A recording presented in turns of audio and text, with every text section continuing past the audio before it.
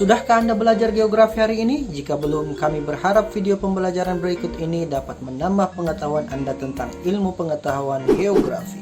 Sahabat guru channel sekalian, pada video pembelajaran kali ini kita akan membahas tentang konsep esensial dan pendekatan geografi. Yang pertama ada konsep aglomerasi, konsep pola, konsep lokasi, konsep morfologi, konsep diferensiasi area, konsep interaksi dan interdependensi, konsep keterjangkauan, konsep jarak, konsep nilai guna, dan konsep keruangan. Mungkin Anda bertanya, jika banyak konsep semacam itu, bagaimana cara saya untuk menghafal konsep tersebut dengan cara yang paling mudah? Sahabat guru channel sekalian, untuk menghafal 10 konsep geografi kita akan menggunakan akronim kata Apollo lagi dikejar guru. Apa maksud dari kata ini?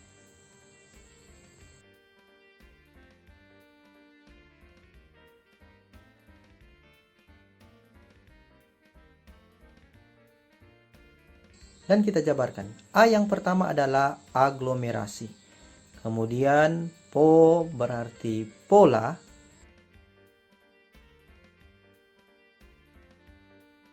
Lo berarti lokasi. Kata lagi berarti morfologi. D diferensiasi area. I interaksi dan interdependensi. Kemudian ke berarti keterjangkauan. Jar artinya jarak. Gu nilai guna.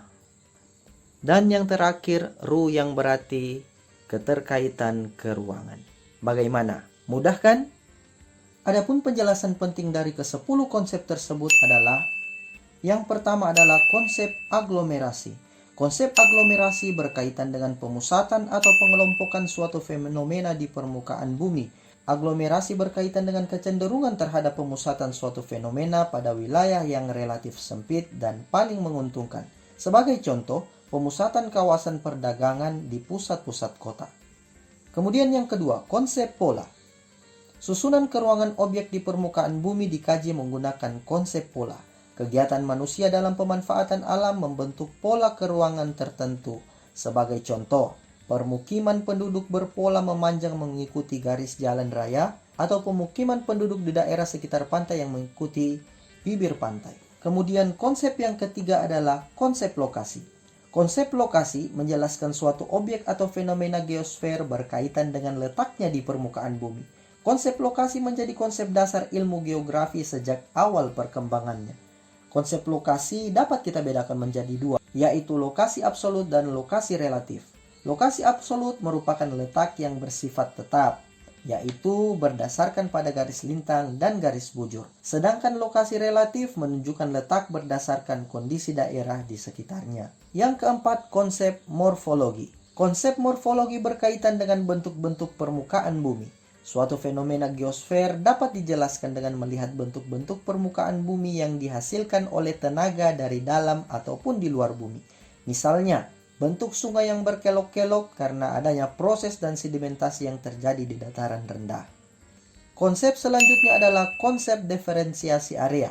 Konsep diferensiasi area berkaitan dengan perbedaan karakteristik antar wilayah. Perbedaan karakteristik tersebut dapat berubah bentang alam, kependudukan, pembangunan, atau perekonomian. Konsep interaksi dan interdependensi.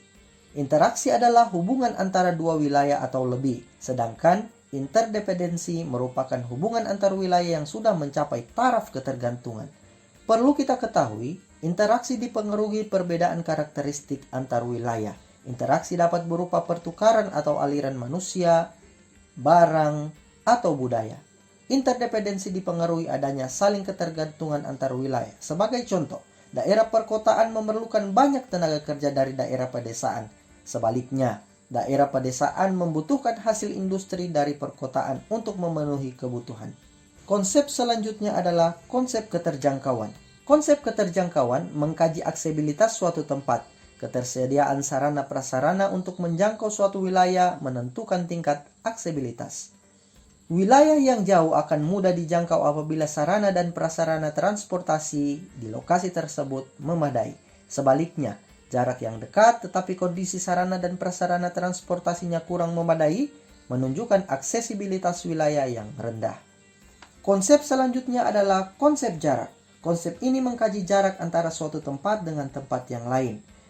Konsep ini juga dibedakan atas dua, yaitu jarak absolut dan jarak relatif. Jarak absolut diukur menggunakan satuan panjang dan jarak relatif dengan mempertimbangkan rute, waktu, atau biaya. Konsep selanjutnya adalah konsep nilai guna. Seperti kita ketahui bersama, setiap wilayah memiliki potensi berbeda-beda. Keragaman potensi tersebut memiliki nilai guna yang berbeda pula. Nah, kegunaan suatu wilayah berdasarkan potensi yang dimiliki dikaji melalui konsep nilai guna. Karakteristik penduduk suatu wilayah dapat menentukan nilai guna suatu wilayah. Semakin banyak potensi yang dikembangkan, maka semakin meningkat nilai guna wilayah tersebut. Konsep yang terakhir adalah konsep keterkaitan keruangan. Konsep keterkaitan keruangan menunjukkan tingkat saling membutuhkan antar wilayah. Perlu kita ketahui bahwa setiap wilayah tidak dapat berdiri sendiri tanpa campur tangan wilayah lain. Keterkaitan keruangan berhubungan dengan berbagai fenomena geosfer. Sebagai contoh, perbedaan potensi antar wilayah mendorong adanya keterkaitan dalam memenuhi kebutuhan material dan sosial antar penduduk. Selanjutnya kita akan belajar tentang pendekatan geografi. Pendekatan geografi terbagi atas 3. Yang pertama ada pendekatan keruangan atau spatial approach. Pendekatan keruangan digunakan untuk mengkaji fenomena geosfer berdasarkan ruang kejadiannya. Pendekatan keruangan disebut juga pendekatan spasial.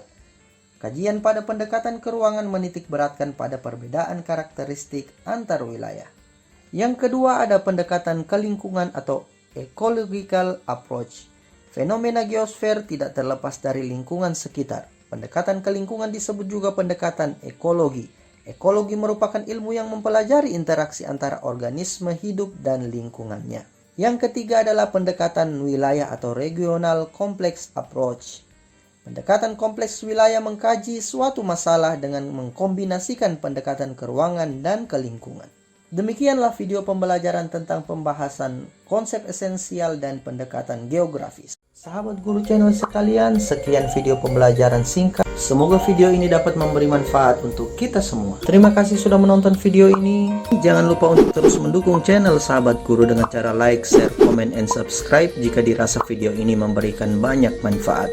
Tetap semangat dalam belajar untuk kembangkan ilmu pengetahuan. Kami dari Sahabat Guru, sampai berjumpa di video pembelajaran selanjutnya.